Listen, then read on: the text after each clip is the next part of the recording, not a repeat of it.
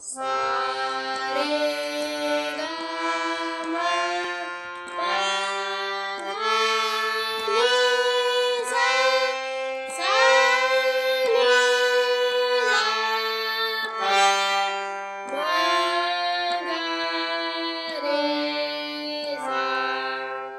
अब ये जो तरीका था सरगम बजाने का, हाथ चलाने का तरीका गलत था।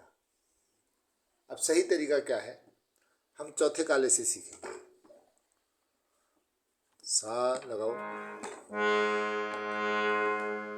बोल के लगाओ। सा रे ग म प ध नि सा सा नि ध प म ग रे सा। सा पर तर्जनी लगाओ, रे पर मध्यमा,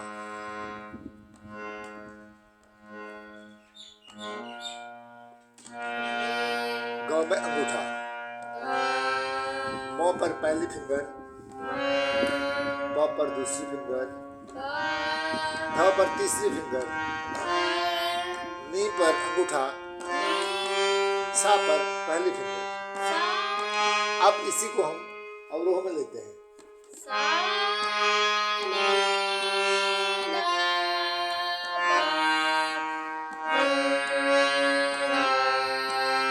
रे सा। अब इसी तरीके को हम पांचवें काले से अपनाते हैं। अब लगाइए, पहली फिंगर सा पर, सा रे ग म प ध नि सा सा नि ध प म ग रे सा। और इसी तरीके को हम पहले काले से अपनाते हैं।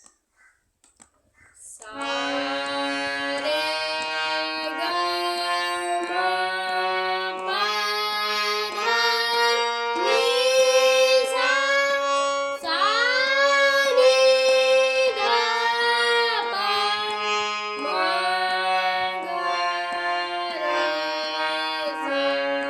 अब जो हमने पहले सफेद से शुरू में सरगम लगाई थी, जो गलत तरीके से लगाई थी, अब उसको हम सही तरीके से लगाते हैं, इसी तरीके से। सा रे ग म प ध नि सा सा नि ध प म ग रे सा। अब इसी तरीके को हम दूसरे काले से करते हैं। सा रे ग म प ध नि सा सा नि ध प म ग रे सा।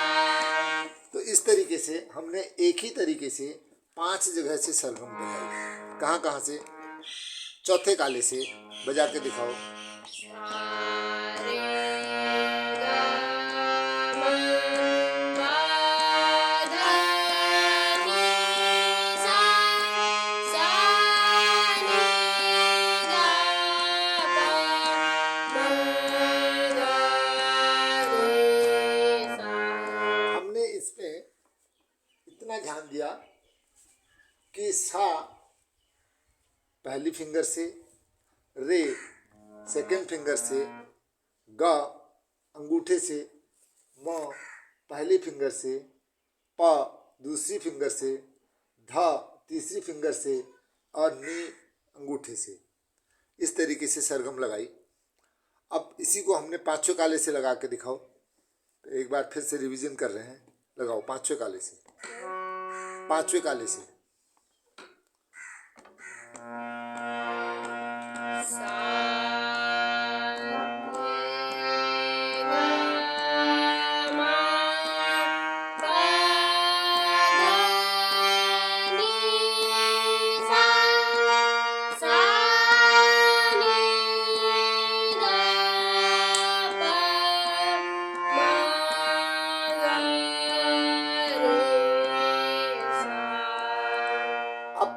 चीज़ों का ध्यान रखते हुए हम इसी को सही तरीके से पहले सफ़ेद से लगा रहे हैं।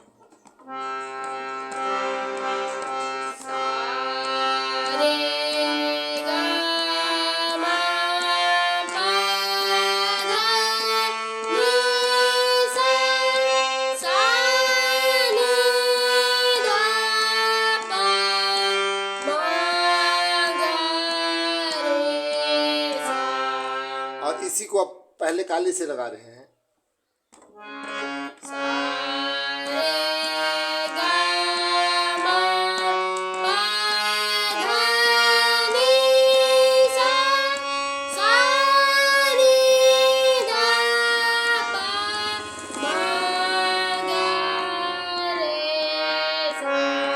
और अब इसी को दूसरे काले से लगा रहे हैं।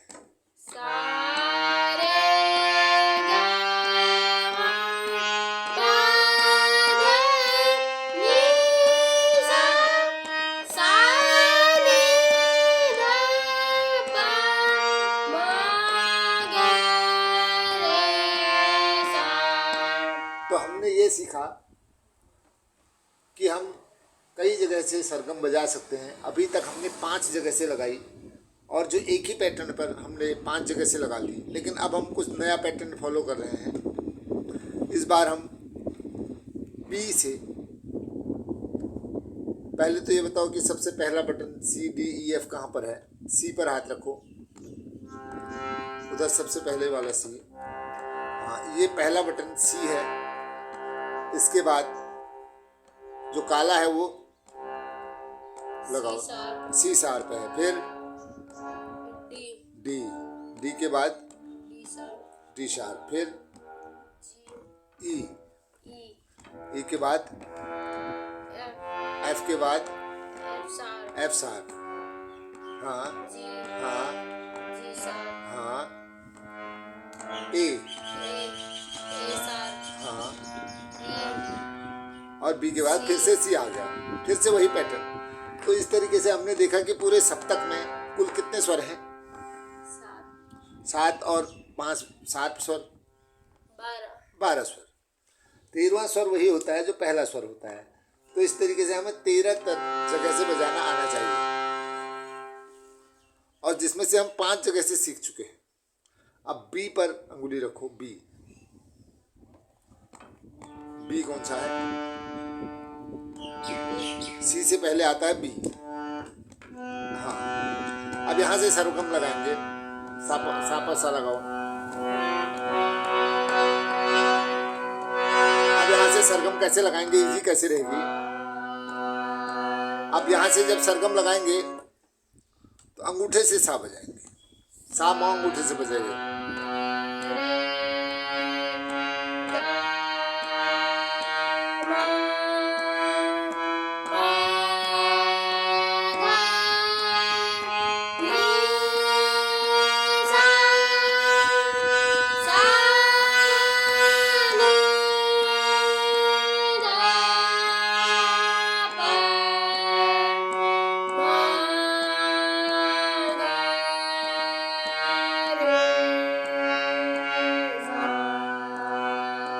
हमने 20 स्केल से सरगम लगाई। अब हम ए शार्प से लगा चुके हैं, बी से लगा चुके हैं, सी से लगा चुके हैं, सी शार्प से लगा चुके हैं। तो इस तरीके से जब हम अलग अलग जगह से लगाते हैं तो हमारे हाथ चलाने का तरीका अलग अलग तरीके से हो जाता है। ये हमारा पहला अलंकार था। इसमें जो छोटे बच्चे गाते हैं वो जी शार्प से या ए शार्प से गाते हैं। जी शार्प कहाँ पे है? हाथ रख के बताओ। जी शार्प, हाँ, जी शार्प को चौथा काला भी बोलते हैं। छोटे बच्चे यहाँ से गाते हैं, या फिर ए शार्प से, और यहाँ से महिलाएं भी यहीं से गाती हैं। पुरुष जो गाते हैं वो सी शार्प से गाते हैं, लेकिन कई लोग डी शार्प से भी गाते हैं। सी जो होता है वो नेचुरल स्वर होता है, वहां से स्त्री पुरुष बच्चे सभी गा लेते हैं। ये सी बज रहा है। इस तरीके से जब हम हारमोनियम सीखते हैं तो हमें अलग अलग जगह से सरगम आनी चाहिए, और जो हमारा स्वर हो, जहाँ हमारा गला ठीक हो, वहाँ से हमें सभी अलंकारों का अभ्यास करना चाहिए। तो अभी पहला अलंकार हमने आपको बताया, इसको आप ठीक से तैयार करेंगे, और उसके बाद जब आपका पहला अलंकार बढ़िया से हो जाता है तो इसको बराबर में, दुगुन में, तिगुन में, चौगुन में, इस तरीके से पहले ही अलंकार को करेंगे। देखिए आप बराबर में लगाइए, चौथे काले से। यस,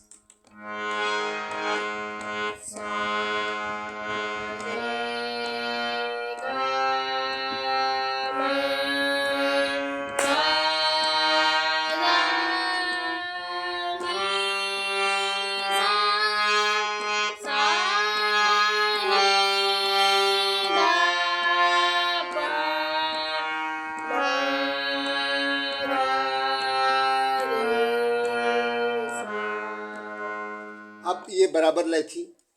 दुगुन का मतलब है कि जितनी देर में हमने एक स्वर बोला उतनी देर में हम दो स्वर बोल देंगे। जितनी देर में सा बोला उतनी देर में सा रे बोल देंगे, और जितनी देर में रे बोला उतनी देर में ग म, अर्थात जितनी देर में सा रे बोला उतनी देर में सा रे ग म बोल देंगे। अब ठीक एक बार बराबर लगा करके, फिर दो बार दुगुन लगा करके, 4 बार चौगुन लगाएंगे। लगाओ।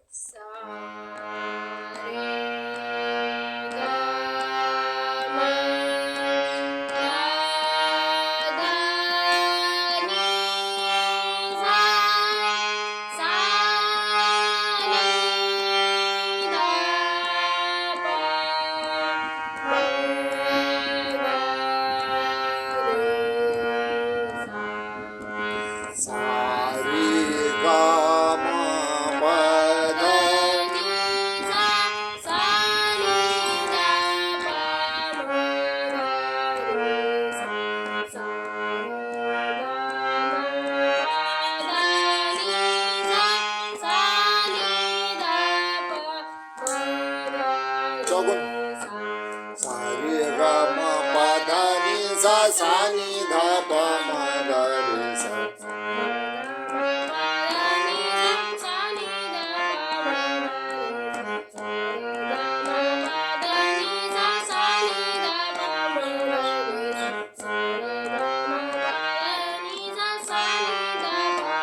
इसकी अठगुन कर सकते हो तो इसकी अगर अठगुन सारे गा मा पा धा नि सा सा नि ध प म ग रे सा, ये करके दिखाओ।